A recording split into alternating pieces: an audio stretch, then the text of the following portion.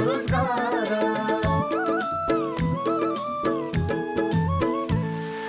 सबै मिलिजुली गरौँ उन्नतिको कर्म, स्वावलम्बी र समृद्धि नै सहकारीको मर्म।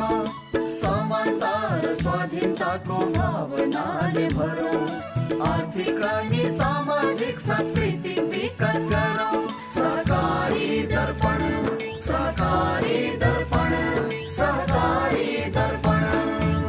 नमस्कार, सहकारी दर्पण कार्यक्रमको तर्फबाट यो कार्यक्रम प्रत्येक महिनाको पहिलो र तेस्रो शनिबार साँझ 6 बजेदेखि करिब 25 मिनट अवधिभर सहकारीका विविध विषयवस्तु समावेश गरी प्रस्तुत गर्ने गरिन्छ।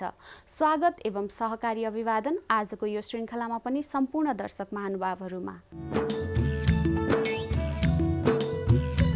दर्शक महानुभावहरू, आजको कार्यक्रममा हामी सहकारीका समसामयिक विषयमा राष्ट्रिय सहकारी विकास बोर्डका पूर्व सह-अध्यक्ष एवं राष्ट्रिय सहकारी महासङ्घका लेखा सुपरिवेक्षण समितिका संयोजक धर्मदत्त देवकोटासँग हाम्रा सहकर्मी साथी दिलीप पौडेलले गर्नुभएको कुराकानी लिएर उपस्थित भएका छौँ। आदरणीय दर्शकबिन नमस्कार। मुलुकमा कोभिड-19 को प्रकोप बढिरहेको छ। यसले अर्थतन्त्रमा दिनानुदिन क्षति पुर्याइरहेको छ। यसको प्रभाव सहकारी क्षेत्रमा पनि परेको छ। आज हामी कोभिड-19 प्रकोपका बीच सहकारी सङ्घ संस्थाहरूले कसरी सेवा दिनुपर्छ, सहकारीमा वित्तीय सुशासनको अवस्था के छ भन्ने लगायतका विषयमा छलफल गर्दैछौँ। आजको यस छलफलको लागि हामीले विशेष अतिथिको रूपमा राष्ट्रिय सहकारी विकास बोर्डका पूर्व सहअध्यक्ष धर्मदत्त देवकोटालाई आमन्त्रण गरेका छौँ। उहाँ राष्ट्रिय सहकारी महासङ्घ लेखा सुपरिवेक्षण समितिका संयोजक पनि हुनुहुन्छ। देवकोटा सर, यहाँलाई कार्यक्रममा हार्दिक स्वागत छ। धन्यवाद, नमस्कार। अहिले कोभिड-19 को प्रकोप लम्बिँदै गइरहेको अवस्थामा छ। यो कठिन परिस्थितिमा सहकारी सङ्घ संस्थाहरूले आफ्नो दायित्व कसरी पुरा गर्नुपर्छ? प्रश्नको निम्ति धेरै धेरै धन्यवाद। जसरी कोभिड-19ले नागरिक समाजका हरेक क्षेत्रमा असर गरेको छ, सरकारी काममा प्रभाव पारेको छ, त्यस्तै गरी सहकारी अभियानमा पनि प्रभाव पारेको हामी सबैले अनुभव गरेकै छौँ।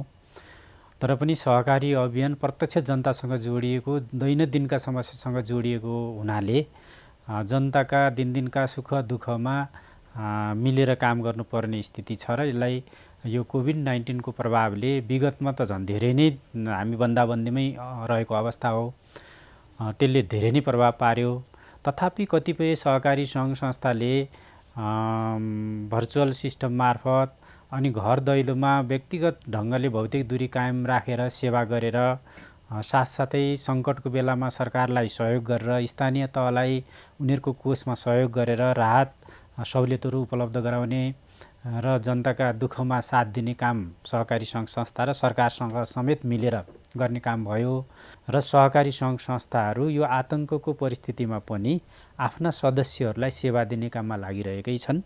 साथसाथै सरकारले दिएका सूचनाहरू, निर्देशनहरूलाई पालन गर्दै कोभिड-19लाई नियन्त्रण गर्ने, त्यसको प्रभाव विस्तार नहोस् भन्ने कुरालाई ख्याल गर्दै आफ्ना सेवालाई क्रमशः सुरु गरेका छन्। कतिपय सहकारी त अहिले पनि खुल्न सकेका छैनन्। कतिपय सहकारीले जनताको सेवा दिइरहेका छन्।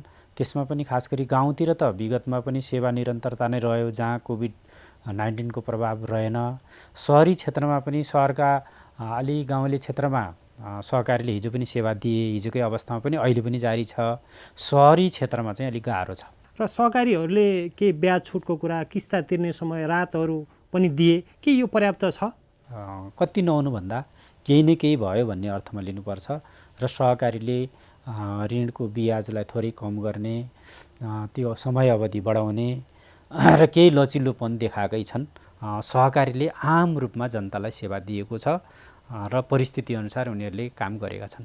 यो सहकारीभित्र देखिएको यो अनुशासनहीनता अथवा यो वित्तीय अनुशासन उल्लङ्घन जुन गरिरहेका छन्, यसलाई सही ट्र्याकमा ल्याउन नियमनकारी निकायको भूमिका के हुनुपर्छ र सहकारी अभियानले यसलाई कसरी सघाउन सक्छ त? होइन, भूमिका त प्रष्टै ऐनमै व्यवस्था छ, नियमावलीमा पनि व्यवस्था छ। हाम्रो देशको समग्र समस्या भनेको जति संविधान बन्यो त्यससँग निर्देशित भएर ऐन, नियम, कानुनहरू, निर्देशिकाहरू बनेका छन्, त्यसको सही कार्यान्वयन नहुनु नै समस्या हो। त्यसर्थ जहाँ समस्या आयो त्यो कानुन अनुसार कार्यान्वयन गरिहाल्नु पर्यो। एक्सनमा जानु पर्यो। कानुन अपर्याप्त छ भने कानुन चेन्ज गर्नु पर्यो, नियमावली अपर्याप्त छ भने नियमावली चेन्ज गर्नु पर्यो। होइन भने कानुनको शासनै नभएको अब नयाँ नयाँ ढाँचा सिर्जना गर्नुपर्ने केही जरुरी छैन। जसको जे जिम्मेवारी हो तत् समयमा तत् निकायले कार्यान्वयन गर्दै हुन्छ। अलिकति अझै कोभिडकै विषयमा कुरा गरौँ। कोभिडले खास त अर्थतन्त्रमा ठुलो क्षति पुर्याइरहेको छ, सहकारी क्षेत्रमा पनि क्षति पुर्याएको हामी छलफलै गरिरहेका छौँ। यस्तो परिस्थितिमा सहकारीहरूको लगानीको प्राथमिकता क्षेत्र के हुनुपर्छ त? हाम्रो देशको मूल अर्थतन्त्रको मेरुदण्ड कृषि हो। जनताको जीवनबाट जोड्दाखेरि सिङ्गो अर्थतन्त्रमा त अहिले कृषि होइन, अरू सेवाको क्षेत्रले जित्या छ। अहिले जनताको जीवनसँग जोड्ने अर्थतन्त्र कृषि नै हो। कृषि भएको कारणले कृषि क्षेत्र रोकिनु पर्दैन। कोभिड-19 को कारणले खेती लगाउने, गोड्ने, थन्क्याउने, अब अरू क्षेत्रहरू निष्क्रिय भएको क्षेत्रमा त्यो श्रम पनि कृषिमा जोडिने र कृषि उत्पादनलाई चाहिँ गुणात्मक रूपले वृद्धि गर्न सक्ने स्थिति हो। त्यसैले शिक्षा क्षेत्रमा लाग्ने विद्यार्थी शिक्षक पनि कृषिमा जोडिएर खेतीको समय छ, खेतीलाई राम्रो गरे भयो। हिजो बाँझो राखेका बारी जोते भयो, खेत जोते भयो। हाम्रो समाज त अहिले त गाउँका जग्गा सारा बाँझो रहेर सहरीकरण भएको, विदेशीकरण भएको स्थिति हो। भनेपछि अब आफ्नो कन्ट्रोलमा रहने अर्थतन्त्रलाई विकास गर्नुपर्छ। बाहिरी अर्थतन्त्रले थिएको अवस्था छ अहिलेसम्म। त्यसैले आफ्नो देशको खुट्टामा उभिने अर्थतन्त्र भनेको हाम्रो निम्ति कृषि अर्थतन्त्र हो। कृषि अर्थतन्त्रमा केन्द्रित भएर यसमा व्यापक सुधार गर्ने भने फेरि 6-8 महिना वर्ष दिनमा हुने कुरा हो। यो दशकौँ लाग्ने विषय पनि होइन। तपाईँ एउटा बालीलाई आधुनिक ढङ्गले गर्नु भने 6 महिना 8 महिनामा त्यसले उत्पादन दिने हो।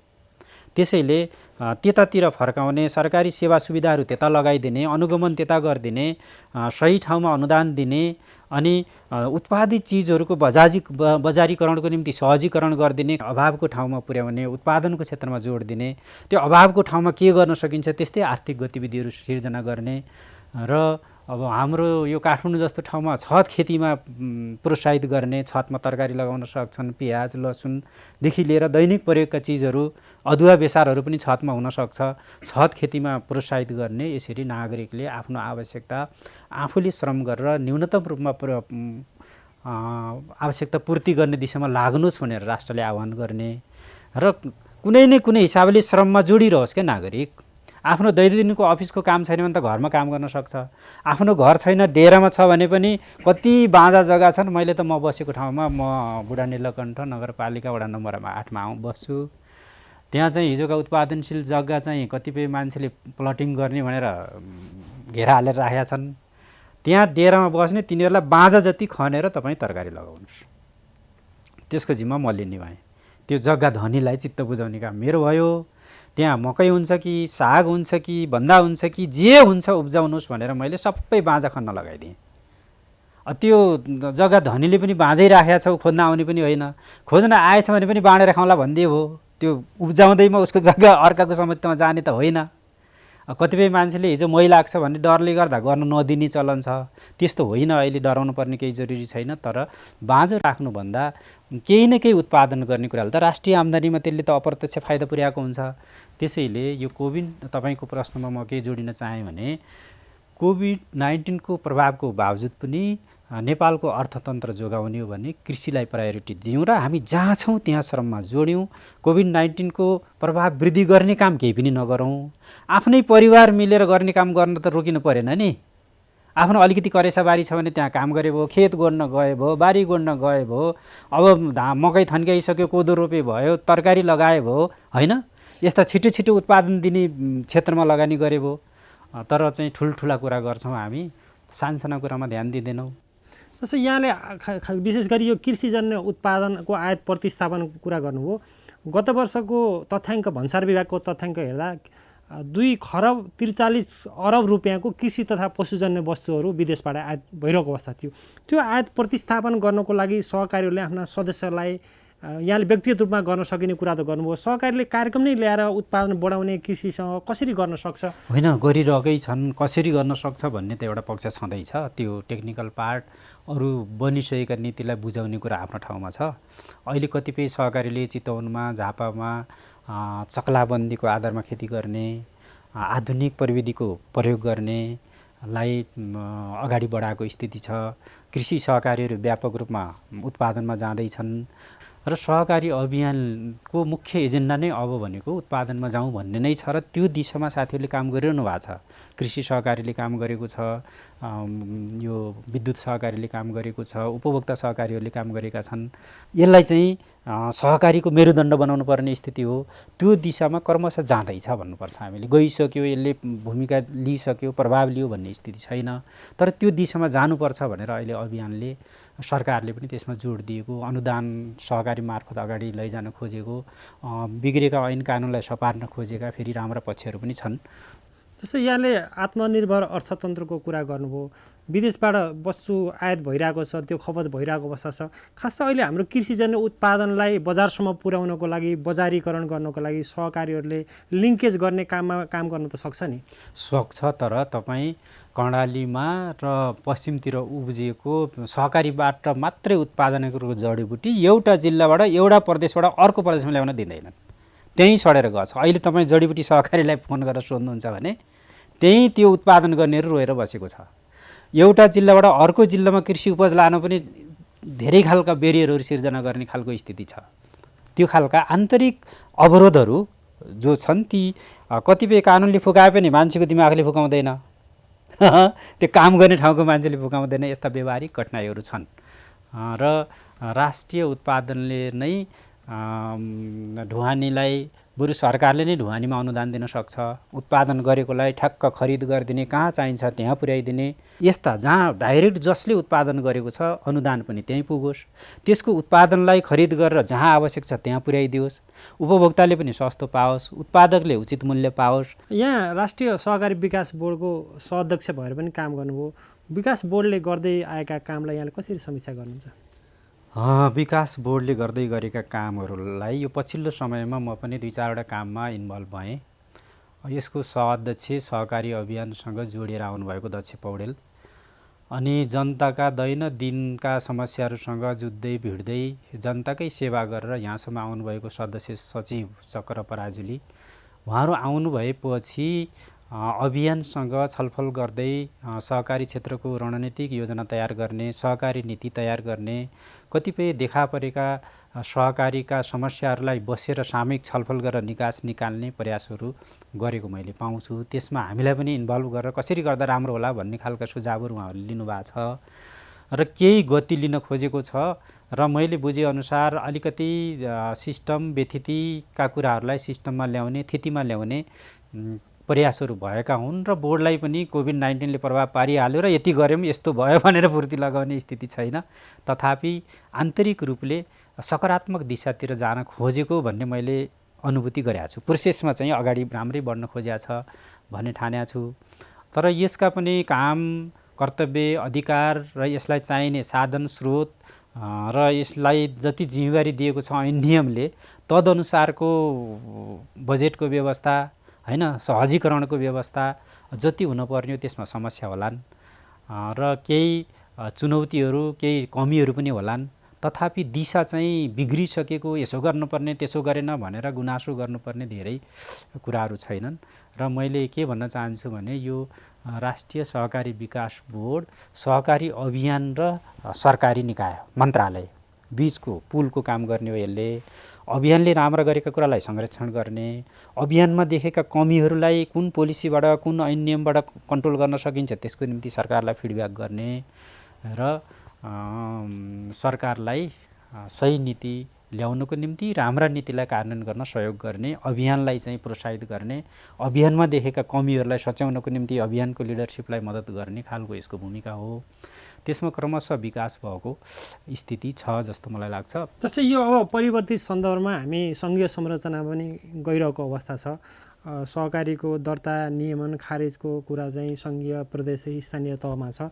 यो परिवर्तित सन्दर्भमा बोर्डको भूमिकालाई कसरी अगाडि बढाउनुपर्छ भन्ने यहाँको सुझाव छ? बोर्डको भूमिकालाई यसमा मैले अलि लङ टर्म अध्ययन गर्दाखेरि जब हामीले सहकारी मन्त्रालय मागिरहेका थियौँ, सहकारी मन्त्रालय आएपछि बोर्डको भूमिका न्यून हो कि अब यो बोर्डलाई यसका साधन स्रोतलाई बरु अरू क्षेत्रबाट जनताले सहयोग हुने गरी भए हुन्थ्यो भन्ने लाग्थ्यो। अहिले सहकारी मन्त्रालय कन्टिन्यू हुन सकेन, कृषि भूमि तथा उसमा जोडिन आयो यो अवस्थामा यसको भूमिका महत्त्वपूर्ण छ। त्यसैले यो बोर्डको पुनर्संरचना केही विषयमा पुनर्संरचना गर्ने, यसको अधिकारलाई बढाउने, यसको बोर्डलाई चाहिँ थप सशक्तिकरण गर्ने, बोर्डलाई चाहिँ मात्रै बैठकमा आउने सुझाव दिने मात्रै नभएर यसले बनाएका नीति कार्यक्रमलाई कार्यान्वयन गर्ने, अनुगमन गर्ने, कहाँ के भइरहेछ भन्ने हिसाबले बोर्ड मेम्बरहरूलाई पनि केही भूमिका दिने हिसाबले सोच्ने र ती बोर्ड मेम्बर मार्फत प्रदेश र स्थानीय तहसम्म पनि आफ्ना नीतिहरू, सरकारले बनाएका नीतिहरू कस्तो रूपमा कार्यान्वयन भएको छ, केही समस्या देखेको छ भने कुन पोलिसीबाट गाइड गरेर त्यसलाई कन्ट्रोल गर्न सकिन्छ, राम्रो गरेको छ नमुना छ भने त्यसलाई अन्त सिकाउन के गर्न सकिन्छ भन्ने हिसाबले यसलाई अलि पुनर्विचार गरेर सशक्तिकरण गर्न जरुरी छ। यो नयाँ संरचनाको सन्दर्भलाई आधारित गरेर यहाँ राष्ट्रिय सहकारी महासङ्घ लेखा सुपरिवेक्षण समितिको संयोजक हुनुहुन्छ। विशेष गरी सहकारी संस्थाहरू, केही सहकारी संस्थाहरूमा सहकारीको मूल्य, मान्यता, सिद्धान्त, नीति विधि अनुसार नचलेको पनि सुनिन्छ। के लाग्छ यहाँलाई? अधिकांश चलेको छ, केहीमा त्यो समस्या छ। यसलाई चाहिँ सहकारी अभियानलाई हामीले मसिनो गरी हेरियो भने यो आफैमा स्वायत्त स्वनियमनमा आधारित क्षेत्र हो। अन्तर्राष्ट्रिय राष्ट्रिय सबै हिसाबले त्यसरी नै व्यवस्थित गरेका छ। यसको प्रयोगमा त्रुटि भएको कारणले गर्दाखेरि ती कुराहरू भएका हुन्। मैले पटक पटक कुरा पनि उठाएको छु कि सहकारी संस्था सङ्घ महासङ्घको सबभन्दा आधिकारिक संस्था साधारण सभा हो। त्यो वर्षेनी हुन्छ अनि त्यो साधारण सभाले निर्वाचित गरेर सञ्चालक समिति र लेखा समिति प्यारलल यो सिधा निर्वाचन गर्छ।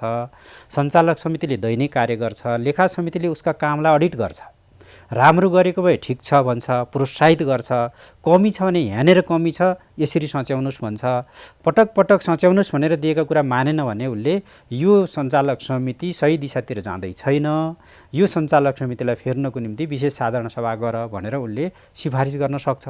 त्यही सञ्चालक समितिलाई सिफारिस गर्छ र त्यो चाहिँ रजिस्ट्रारकोमा सूचना गर्छ र त्यो सञ्चालक समितिले सहकारी संस्थाको हितमा, सदस्यको हितमा काम गरिरहेको छैन भने फेरि विशेष साधारण सभा गरेर त्यसलाई चेन्ज गर्न सक्ने स्थितिको व्यवस्था सहकारीमा गरेको छ। र आफैभित्र प्रजातान्त्रिक ढङ्गले नेतृत्व चयन हुने, वार्षिक समीक्षा हुने, अनि मासिक रूपमा आवधिक रूपमा लेखा समितिले त्यसको समीक्षा गर्ने, प्रतिवेदन साधारण सभामा पेश गर्ने, सदस्यबाट अनुमोदन गर्ने, यो व्यवस्था छ।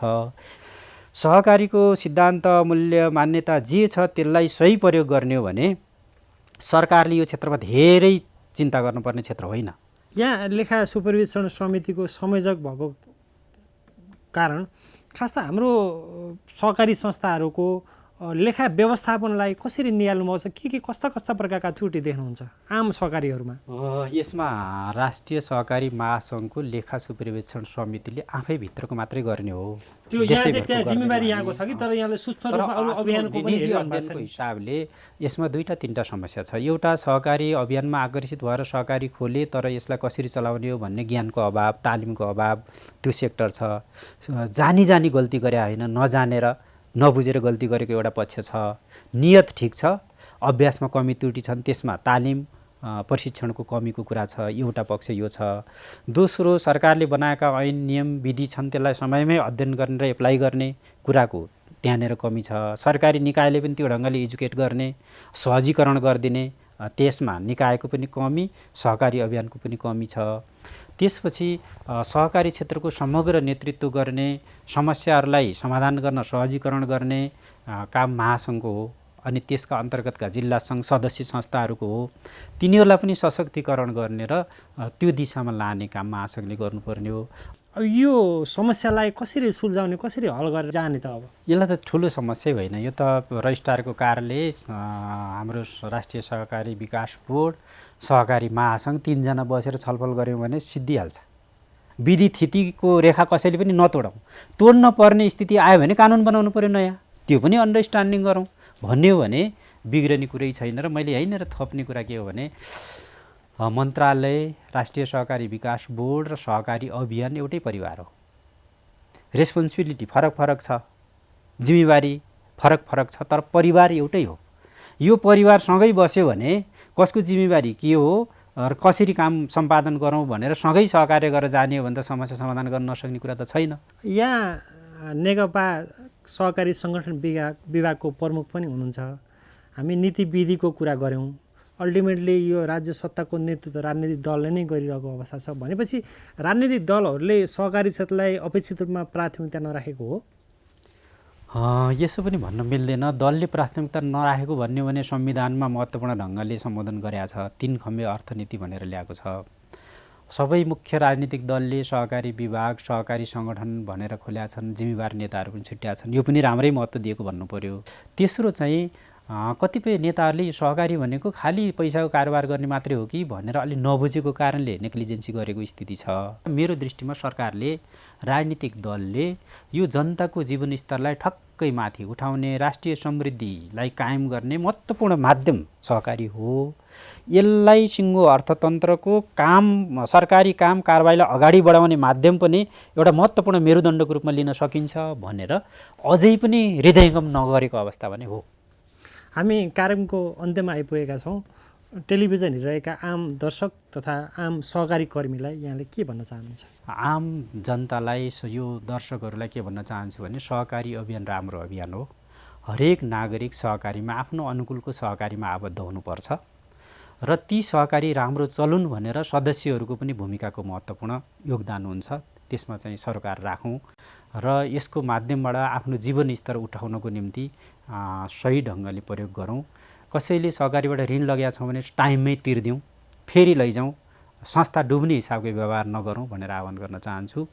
त्यसपछि सरकारी निकायलाई आफ्नो जिम्मेवारी पुरा गरिदिनुहोस् भन्न चाहन्छु र अभियानको तर्फबाट म लगायत राष्ट्रिय सहकारी महासङ्घ र सबै केन्द्रीय सङ्घहरू तर्फबाट हामी के प्रतिबद्धता जाहेर गर्छौँ भने हामी सहकार्य गर्न तयार छौँ।